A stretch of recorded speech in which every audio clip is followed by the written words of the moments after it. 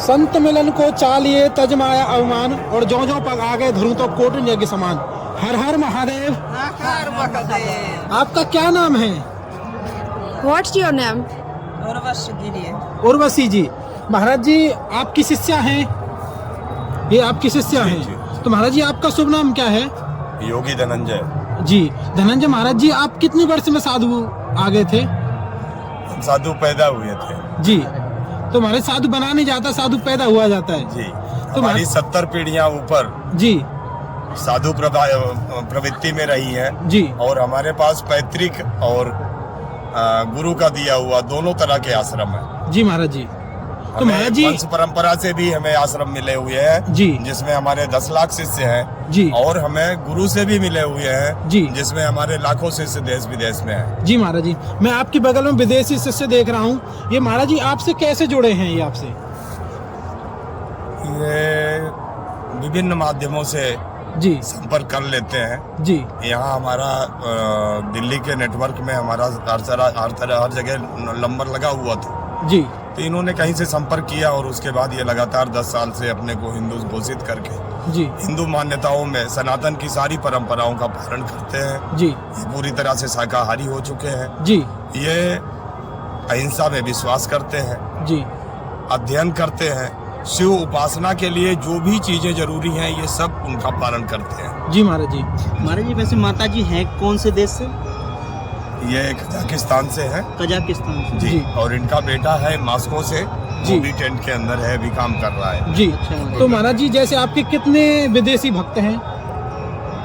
कभी गिनने का प्रयास नहीं किया लेकिन 40-50 कंट्री में हमारे भक्तों अनुयायियों और मित्रों की संख्या है। जी महाराज जी। तो महाराज जी जैसे ये आप किसकी पूजा करती हैं? इनका उपासक कौन है? इनमें से पूछिए। आपके उपासक कौन है? किसकी पूजा आप करते हैं? Believe in God. Your believe in God. What is Shiva? सेवा। मतलब ये सिर्फ भगवान में ही विश्वास करती हैं। भजन सुनाइए। कोई भजन सुना दीजिए। शिव शिव शिव शंभो शिव शिव शिव शंभो शिव शिव शिव शंभो शिव शिव शिव शंभो महादेव शंभो महादेव शंभो महादेव शंभो शंभो शिव शिव शिव शंभो शिव शिव शिव शंभो शिव शिव शिव शंभो शिव शिव शिव शंभो। ये है सनातन का चमत्कार जो कि विदेशी लोगों को भी अपनी ओर खींच लेता है। जी।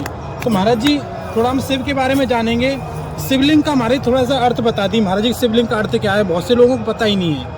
यहाँ पे सामान्य चर्चा कीजिए जो इन लोगों से संबंधित हो, किसी दिन शिव पे अलग से चर्चा हो जाएगी। जी महाराज जी बिल्कुल। अभी आप ये देखिए जी कि सनातन किस तरह से जी पूरे विश्व को आकर्षित कर रहा है। जी।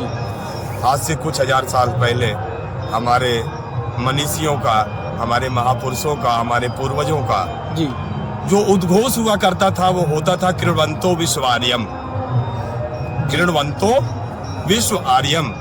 हम पूरी दुनिया में आर्य सभ्यता का प्रचार प्रसार करेंगे जी। और उसके संस्कारों से लोगों को बहुमुखी प्रतिभा से संपन्न करते हुए एक दूसरे के हित के अनुसार चलने की शिक्षा प्रदान करेंगे, न कि एक दूसरे को लूटने, खसोटने और परेशान करने की प्रवृत्तियों से जीवन का संचालन करेंगे। जी। जो इस तरह से दुष्प्रवृत्तियों से घिरे हुए लोग हैं उनको सत्प्रवृत्तियों का जीवन आचरण और उसके सुख का अनुभव कराते हुए उनको हम सनातन में लाएंगे। ये हमारे महापुरुषों का पहले से उद्घोष है। जी महाराज। हम तो मानते हैं कि हम कायर हिंदुओं की संतान हैं। क्यों? क्योंकि हिंदू कुश पर्वत अफगानिस्तान में है, आप लोगों ने नाम सुना होगा। जी। हिंदू कुश का अर्थ आप गूगल पे जाके देखिए उसका अर्थ क्या है। जी। उसका अर्थ है सामूहिक नरसंहार। सामूहिक नरसंहार। जहां पर लाखों बुद्धिमान, तेजस्वी और वृद्ध सन्यासी एक साथ तपस्या कर रहे थे जिस पर्वत पे लाखों लाखों की संख्या थी, और उस पे यवनों ने आक्रमण करके एक दिन में सबके गर्दन उड़ा दिए, क्योंकि वो तपस्या में थे, उठ नहीं सकते थे। जी। उस पहाड़ का नाम ही हिंदू कुश पड़ गया। बाद में धीरे धीरे धीरे धीरे यवनों के आक्रमण से हमारे जितने वीर थे, जितने शुद्ध हिंदू संतान थे, जी। जिनको वेद का ज्ञान था, जिनकी आस्था प्रबल थी, वो सब धीरे धीरे मारे गए। जी महाराज। जिन्होंने किसी तरह से छुप छुपा करके अपने जीवन को बचा लिया, उन्हीं कायर हिंदुओं की संतान आज हम हैं। इसलिए हमारे कायरता के मंत्र याद हैं, कायरता की बातें करते हैं। जी। हमारा उद्घोष क्या होता था? वीर भोग्या वसुंधरा। आर्य सभ्यता का उद्घोष क्या था? वीर भोग्या वसुंधरा। और किसी भी संस्कृति में आप चले जाइए, सनातन संस्कृति के अलावा कहीं भी चक्रवर्ती राजा का आप उद्घोष नहीं पाओगे। जी महाराज। जी। कोई एक महाद्वीप का स्वामी है, कोई कुछ दूरी का स्वामी है, कोई कुछ दूरी का स्वामी है। कहते हैं वास्को डी गामा ने अमेरिका की खोज की।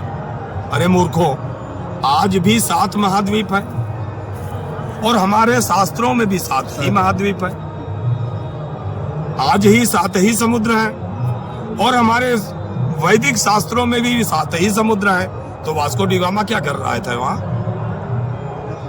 उस समय तो पैदा भी नहीं हुआ था।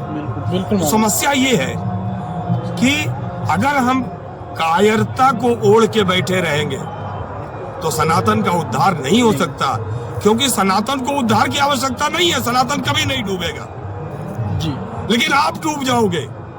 इसलिए याद रखो, हमारे महापुरुषों ने अहिंसा परमो धर्मा एक श्लोक के रूप में बोला था, लेकिन सूक्त वाक्य था वीर भोग्या वसुंधरा। जो वीर होगा उसी इस धरती पर शासन करेगा, वही इस धरती को सुव्यवस्थित करेगा। कायरों के लिए नहीं है ये धरती। जय हो। और सनातनी कभी कायर नहीं रहा।